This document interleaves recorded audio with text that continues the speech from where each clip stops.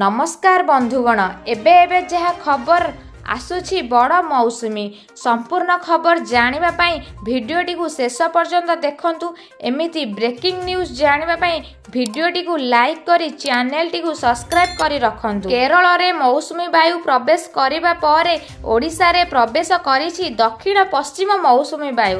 एहार प्रभाव रे राज्यर विभिन्न स्थान रे वर्षा हेबार संभावना रहिछि।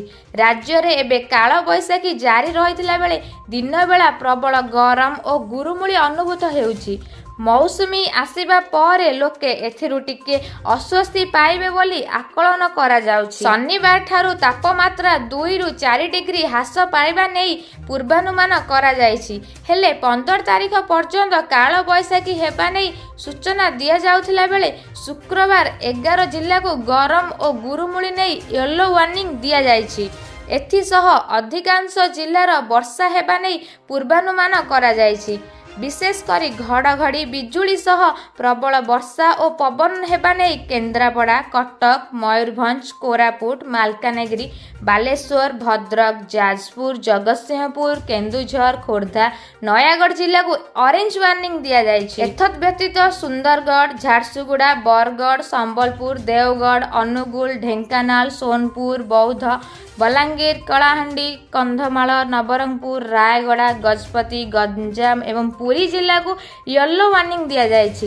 एथिसह बालेश्वर, भद्रक, जाजपुर, केन्द्रापड़ा, जगतसिंहपुर, कटक, गजपति, गंजाम, पुरी, नयागढ़, खोर्धा जिला को प्रबल गरम गुरुमुड़ी नहीं येलो वार्निंग दिया जाइछि। पाणीपाग केन्द्रर सूचना अनुसार गुरुवार 10 स्थान रे तापमात्रा 40 डिग्री उपरे रहिथिला बेले झारसुगुड़ा रे सर्वाधिक 42.5 डिग्री रेकर्ड होइथिला।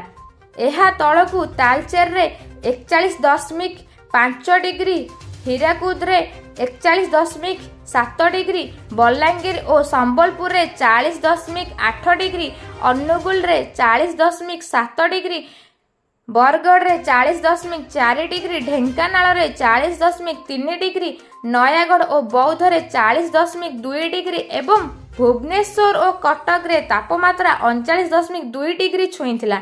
एपरी ब्रेकिंग न्यूज जानिबा पई भिडियोटी को लाइक करी चैनल टी को सब्सक्राइब कर रखंतु। धन्यवाद।